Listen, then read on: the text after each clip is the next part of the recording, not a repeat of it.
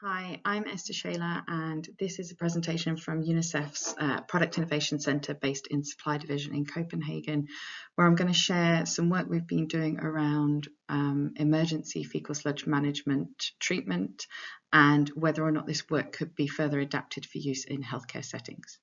Just as a quick introduction, the Product Innovation Centre works on a portfolio approach, and we have a range of projects covering a variety of areas where we work through a process from exploration to need identification, research and development, which we don't do, but we incentivize the private sector to do, validation in the field, and then looking at how we can transition this to scale.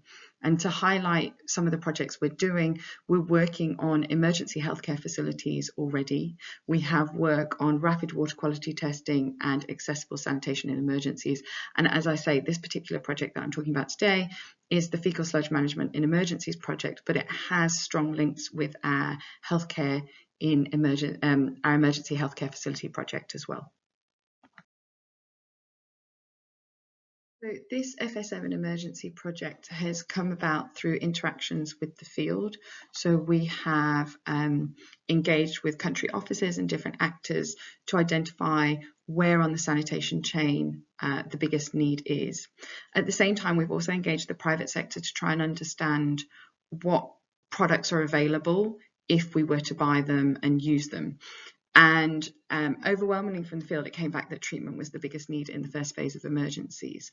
In terms of suppliers, we also carried out a request for expression of interest after we did this quick scan of the supply area. And we found that there were 35 different products around the treatment area with prices ranging from 200,000 per unit with an operational cost of $1 per meter cube treated. But when we started to dig down into the responses, we found there were about 11 products that went some way to meeting what we were looking for, and 6 really that gave us something that could be of value potentially in the field for first phase emergency response. So to share the products that we've been looking at, these are the 6 that we identified. We have the FlexiGester and the MWS, the modular wastewater system from the same supplier. We have the Hygienizer, the Achaeus, which is a bag-based system, Kaki from South Africa, and then what we've called the Lebanon collaboration, which is work funded by the Gates Foundation but led by UNICEF's country office to develop a locally produced solution for IDPs within the Lebanon setting in host communities. I can give you more information on all of these products, but we've spoken to a number of sector specialists as well as different actors, and we've done a ranking and a risk analysis of these different products in terms of whether they're high risk, high impact, or low risk, low impact. In general, there's not much risk felt and the potential for impact's quite high. What was really interesting is that none of these products overwhelmingly did anyone say, yes, that's the product for emergencies. So it shows that either we need more information to enable people to make better decisions, which I think is part of it. We need better financial information as to how much these truly cost in terms of operation and maintenance, and also in terms of who can operate them and use them. But also we need field data on some of these. We need to see how they actually operate for 6 months in a field setting. Some of them we have it for. I know that the MWS has a presentation as well, but we need to really look at how we as a sector assess these for field settings to have confidence to be able to buy these products for the future. These are the products that we've identified that go some way to meeting the specifications we've outlined for pre-positionable first response FSM and wastewater treatment products. We have the FlexiGester and the MWS, both from the same supplier. We have the Hygienizer, which is a product that heats the sludge up to about 70 degrees. We have Achaeus, which is a bag-based system. Kaki, which is a modular small septic tank style system with multiple compartments. And then we have the Lebanon collaboration, which has been led by work from the UNICEF country office and other partners in the sector and funded by Bill and Melinda Gates Foundation to address the refugee crisis and the influx of people within host communities. We have talked these products through with different sector specialists and actors and ranked them in terms of risk analysis, so whether they're high risk, high impact, or low risk, low impact. the interesting thing is there's no one product that everybody goes, this is exactly what we're looking for. There's a lot of differing views. Some would work in very specific situations and some are a bit more flexible. But this lack of overwhelming clarity is one of the areas that we need to address. Is it because we just don't have specific information? The work done by Arup reviewing the products in Cox's Bazar has given us some indication as to how maybe we should review products. But we need better information for making decision, whether it be on the cost for operation and maintenance, CapEx, OpEx, and we need the field data to do this. The question is, how do we assess these products with these unified criteria that allow people to make a better decision and feel more comfortable with using these products in an emergency setting? So how do we assess these products in the field? And if we were to follow them for 6 months, what would we be looking at? We've seen recent work from Arup that, and those evaluations have been really useful for looking at how we can start to evaluate these treatment products in a way that's useful.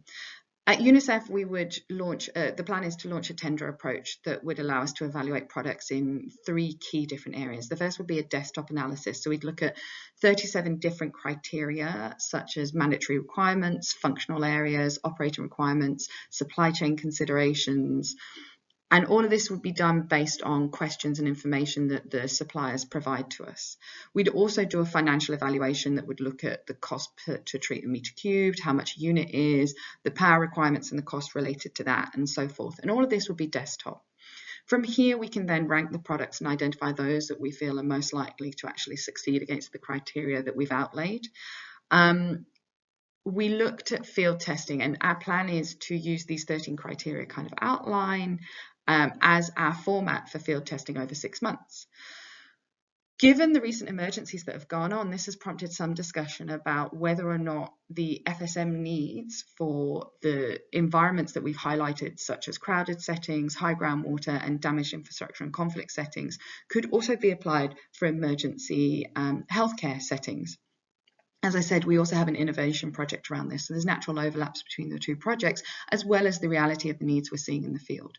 And so the criteria that we're looking at under the emergency, as we've called it, residential, so looking at household, communal, where people are living, may be different for healthcare facilities and potentially for epidemics. We have some information around how we plan for FSM in those settings, but there's nothing really specific that we can then take to developers and say, in this use case, can your product do X, Y, and Z? And this is where I wanted to raise some discussion in this environment with the EEHF. So this got me thinking about how these products could work in healthcare settings. We know that FSM in healthcare settings is a really high-risk intervention, especially in epidemics. We've all seen the results of what happens. We know that we can use lime reliably if there's space and disposal isn't too much of an issue of the lime. But where we're working, especially as UNICEF, we're often working alongside existing systems. There are government teams and health teams already there, and it can be hard to put in place a new process on top of what there already is. We can fill gaps as temporary solutions while we repair existing systems, but is this the right way to go? And I'm not saying that we shouldn't be doing lime, and I'm not saying that we shouldn't be looking at chlorination in cholera settings, but it would be interesting to discuss what the actual needs are around FSM in healthcare facilities.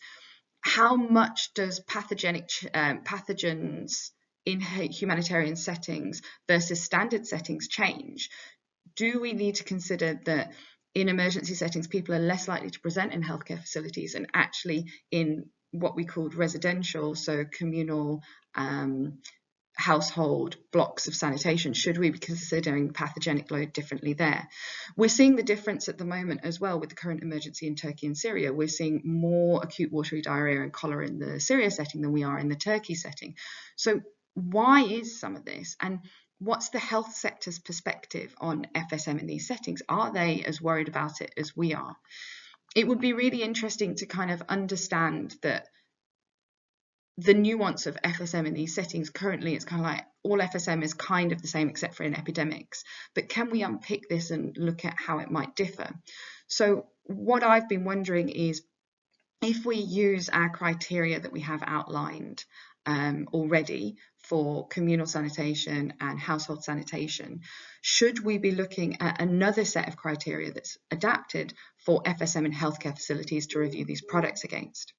Can we adapt this project to review such things? For example, should we consider healthcare facilities different to epidemic and treatment centres such as cholera and Ebola centres, because we know we're going to have higher loadings in those settings? And what would all of this look like? And that's where I wanted to kind of have a discussion here at the EEHF about how we might do some of this and what the next steps might be. So really the first consideration here is the risk management side. Is the investment in FSM in treatment centres and or healthcare centres a key way to address epidemics? Because if there's no return on investment, then this really won't go any further forward beyond that. But then what are the pathogenic transmission routes that we need to prioritise? As I said, is it healthcare centres or is it household level? And do the health sector feel the same way? And lastly, do we need something pathogen specific for treatment beyond life stabilization to use in cholera and Ebola? And do we have the knowledge to know how to do this? Do we really understand how the pathogens act in pits and in different ways, so that we can actually reach out to the private sector and say, hey, do you have a product that does X, Y, and Z? Because without that, it's really hard to say to the private sector, do you have a solution for healthcare facilities? So in terms of this project from UNICEF's perspective, the next steps for us are to look at the tender and evaluation of the emergency FSM solutions identified for the outline criteria in household and communal sanitation settings. But should we have a second phase of the project? Should we look at FSM in healthcare facilities and then epidemics and separate the two out? Who are the right people to get together in the room, and how should we discuss this? So if you have any thoughts or ideas on this, please do reach out if your organisation is doing something relevant, or if you just want to hear more about what we're doing, my contact details are there. Thank you very much.